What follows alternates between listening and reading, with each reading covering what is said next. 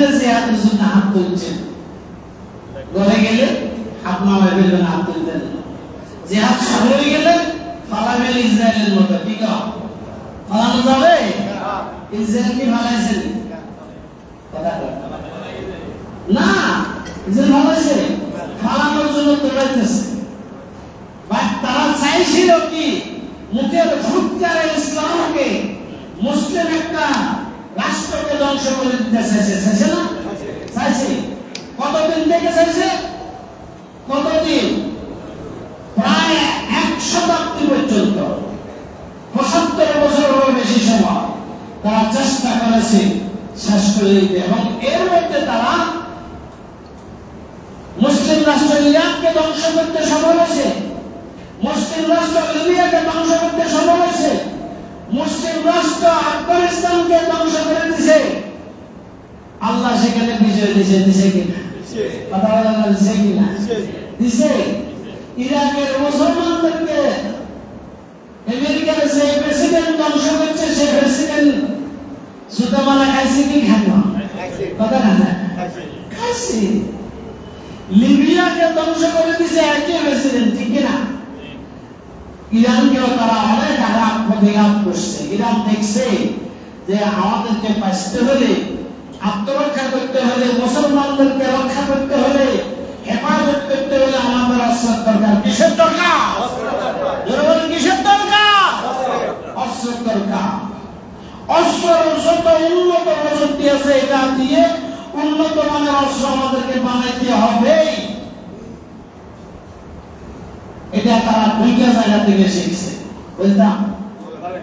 কয়টা জায়গা থেকে শিখছে? একটা হলো বর্তমান যুগের ইহুদি নাসারারা ইসলাম ও মুসলমানদেরকে শেষ করে দিতে চায়, এবং কয়েকটা উদাহরণ আছে ইরাক, লিবিয়া, আফগানিস্তান ইত্যাদি ইত্যাদি, এখান থেকে শিখছে। আরেকটা শিখছে হলো এই মসজিদের মেহরাব থেকে। কোথা থেকে? মেহরাব। মেহরাব শব্দের অর্থ হলো অস্ত্রাগার। অস্ত্র রাখার স্থানকে বলে মেহরাব। হাতিয়ার রাখলে কি এক জায়গা মেহরাব? কি বলেন? এখন একটা হাতিয়ার আছে না এখানে, এটার নাম কি? এটা লাগিয়ে যেতে পারেনি। ইরানে ইসলামী বিপ্লবের পর থেকে মসজিদে জুমার খুতবা দেন যে সমস্ত খতিবরা, তাদের হাতে একটা লাঠি ছিল, এখন তাদের হাতে একটা রাইফেল থাকে। আল্লাহু আকবার। ওখান থেকে শিখছে। কি থাকে? রাইফেল। বর্তমান আধুনিক যুগের, বিজ্ঞানের যুগের একেবারে ছোট অস্ত্র যেটা, এটার নাম রাইফেল। এটার নাম কি? রাইফেল। খুতবা দিতে হবে রাইফেল হাতে নিয়ে। মেহরাবের মধ্যে রাইফেল রাখতে হবে,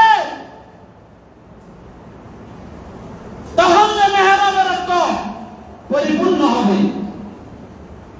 মোহতারাম হাজিরিন,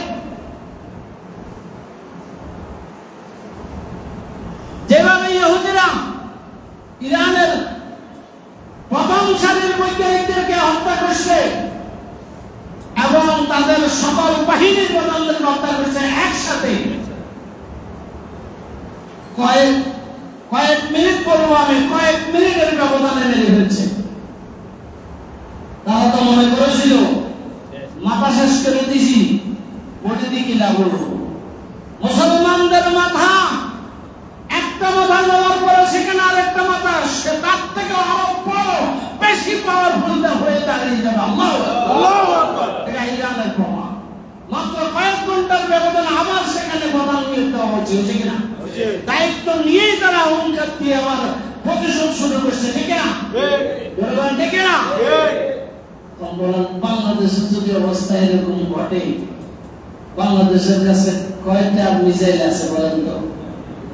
বলেন বলেন বলেন, কয়টা মিসাইল আছে? 50 বছরের অধিক সময় বাংলাদেশ আমরা যুদ্ধ করে স্বাধীনতা লাভ করেছি, আমরা একটা মিসাইলকে তৈরি করেছি। কথা বলেন। বরং আমাদের মুনাফিকদের পারস্পরিক সহযোগিতা, আমাদের 57 জন সামরিক জেনারেলকে একসাথে হত্যা করেছে 9 সালে। ঠিক না? ঠিক না? দেশকে দুর্বল করার জন্য তারা আমাদের জানানো রাষ্ট্রীয় সহযোগিতা শেষ হয়ে গেছে।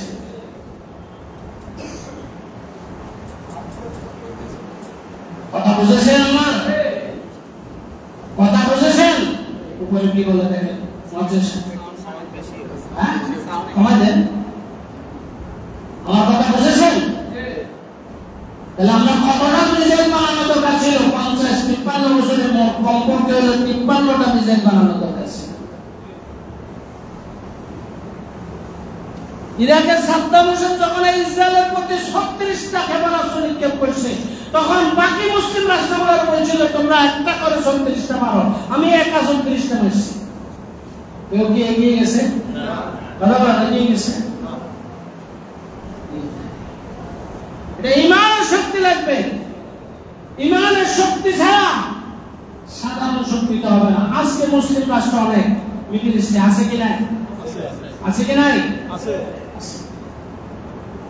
মোহতারাম হাজিরিন, ইরান যদি তাদের এই প্রযুক্তি উন্নতি সাধন না করত, দেখেন 1760 কিলোমিটার দূরে ইসরায়েল ইরান থেকে, আর ইরান থেকে ক্ষেপণাস্ত্র মারছে মাত্র কয়েক মিনিটের মধ্যে ওখানে আঘাত করতেছে।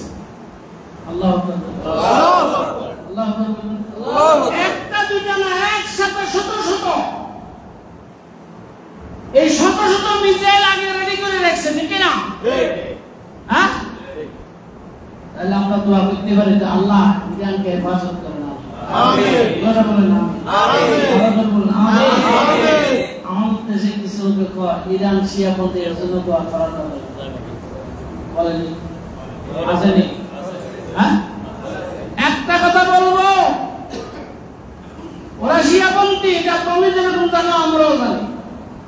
এই আয়াতুল্লাহ আলী খামেনি, এই আয়াতুল্লাহ হইতে হলে ইরানে একজন লোক আয়াতুল্লাহ উপাধি পাইতে হলে 5 লক্ষ হাদিস মুখস্থ থাকতে হয়। আল্লাহু আকবার। এই উপাধিটা পাইতে হবে। পুরা কোরআন শরীফের হাফেজ হইতে হয়, তরজমা সহ, অর্থ সহ। ফিকহ মাসালার যত কিতাব আছে সমস্ত কিতাবের উপরে তার সার্টিফিকেট থাকতে হয়। তোমার মতন আমার মতন কাঠমোল্লা খামেনি 5টা 10টা 20টা হাদিস মুখস্থ নাই, 20টা সূরা মুখস্থ নাই, তোমার মতন কাঠমোল্লা খামেনি। শিয়া আমি মানছি, আকীদা কথা পার্থক্য আছে, আমি মানছি, এটা সত্য। শিয়ারা চরম খারাপ আকীদা ভর্তি ছিল। এই আলী খামেনি এসে তাদেরকে ইসলাহ করেছে, অভ্যন্তরীণ সংশোধন করেছে, অনেক সংশোধন করেছে। তাদের আরবি জেনারেলদের কোরআন তেলাওয়াত আমি ইউটিউবে শুনছি। কোরআন তেলাওয়াত করছে বিভিন্ন মিটিং এ, ওরকম সুন্দর তেলাওয়াত আমিও পারবো না। শুধু তেলাওয়াত করছে, তার তেলাওয়াতের সময় তার বডি ল্যাঙ্গুয়েজটা দেখার পরে আমি বুঝি যে সে শুধু তেলাওয়াত করছে তা না, এটার মূল রহস্য সে বুঝে, আয়াতের রহস্য। আল্লাহু আকবার, আল্লাহু আকবার। আমরা কয়টা আয়াত পড়ছি? ইয়েসা, একটা কথা এখানে আমাকে আমার আল্লাহ কি দিবেন? তুজাহিদুনা ফি সাবিলিল্লাহি বিআমওয়ালিকুম ওয়া আনফুসিকুম বলেছেন। তাহলে জিহাদটা এখন এই আয়াত দ্বারা ফরজ হয়ে গেছে। কি হয়ে গেছে? বলেন কি হয়ে গেছে? আল্লাহ ডাইরেক্ট নির্দেশ দিয়েছে জিহাদ করো। জিহাদ করলে জাহান্নাম থেকে বাঁচবা, নামাজ পড়লে জাহান্নাম থেকে বাঁচবা, কোরআন শরীফে কোথাও বলা নাই। হজ করলে জাহান্নাম থেকে বাঁচবা, কোরআন শরীফে কোথাও বলা নাই। সওয়াব পাইবা এটা বলা আছে, হাদিস শরীফে বলা আছে সওয়াব। যাকাত দাও, জাহান্নাম থেকে বাঁচবা বলা নাই। যাকাত দিলে তুমি বেহেশতে চলে যাবে, এটা তো বলা নাই। কিন্তু জিহাদের জন্য বলা আছে আমি তোমাকে মাফ করে দেব, আমি তোমাকে জাহান্নাম থেকে নাজাত দিয়ে দেব, আমি তোমাকে জান্নাতে পৌঁছে দেব, আর দুনিয়াতে তুমি যেটা চাও আল্লাহর সাহায্য এবং বিজয় দুটোটাই আমি দিয়ে দেব। আল্লাহু আকবার। তাহলে জিহাদ করলে 5টা পুরস্কার, 3টা আখিরাত আর 2টা দুনিয়াতে। 3টা কোথা? আখিরাতে। 2টা কোথা? দুনিয়াতে। জিহাদ করে মারা যাওয়ার সাথে সাথে গুনাহগার জাহান্নাম থেকে নাজাত বেহেশতে পৌঁছে দিচ্ছে। আল্লাহু আকবার। তাহলে শহীদের মর্যাদা এত বেশি।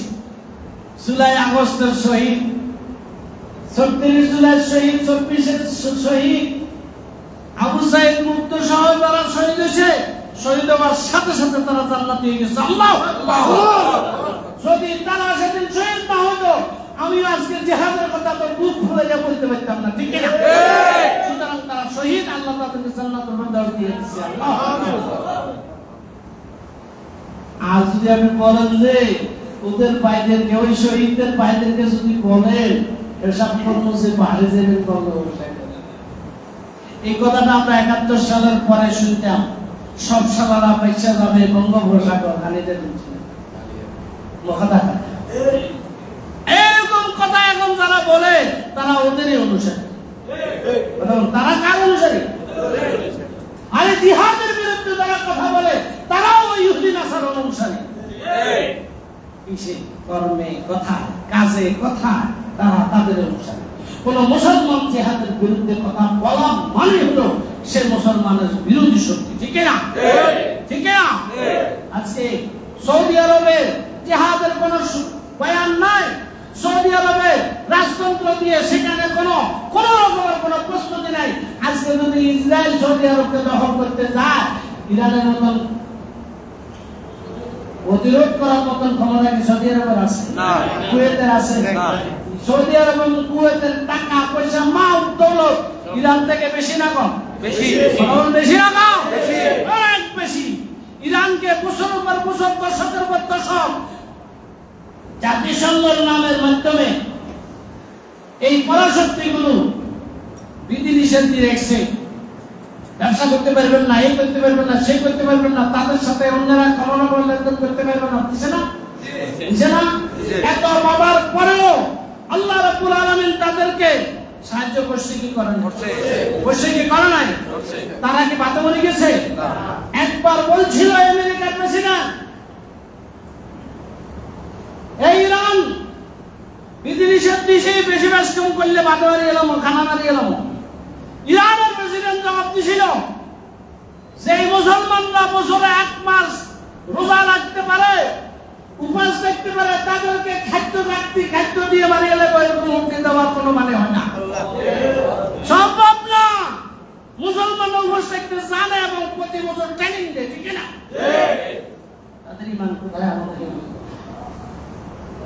আল্লাহ।